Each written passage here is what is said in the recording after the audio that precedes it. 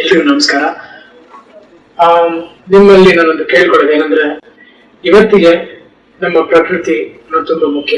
ಪ್ರಕೃತಿಯನ್ನು ಕಾಪಾಡಬೇಕಾದ್ರೆ ನಾವು ನೀರನ್ನ ಕಾಪಾಡ್ಕೋಬೇಕು, ನೀರಿನ ಸಂರಕ್ಷಣೆ ಮಾಡ್ಕೊಳ್ಳೋದು ನಮ್ಮೆಲ್ಲರ ಕರ್ತವ್ಯ, ನಂದು ನಿಮ್ದು ಎಲ್ಲರೂ. ಯಾಕಂದ್ರೆ ಇವತ್ತು ನೀರನ್ನು ಕೊರತೆ ಇದೆ ಎಲ್ಲರಿಗೂ. ಸೊ ನಾವು ಆದಷ್ಟು ನೀರನ್ನ ಕಮ್ಮಿ ಬಳಸಬೇಕು.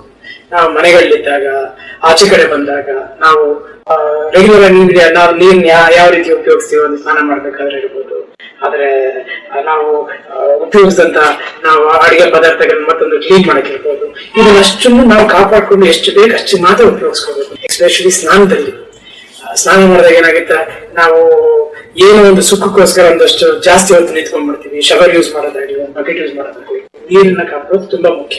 ಜೊತೆಗೆ ರೈನ್ ವಾಟರ್ ಹಾರ್ವೆಸ್ಟ್ ಮಾಡೋದಕ್ಕೆ ಅಷ್ಟೇ ಮುಖ್ಯ. ಸೊ ಯಾವತ್ತು ನೀರನ್ನ ಸಂರಕ್ಷಣೆ ಮಾಡೋದು ನಮ್ಮೆಲ್ಲರ ಕರ್ತವ್ಯ. Save water, save the planet. ಎಲ್ರಿಗೂ ಒಳ್ಳೇದಾಗಲಿ.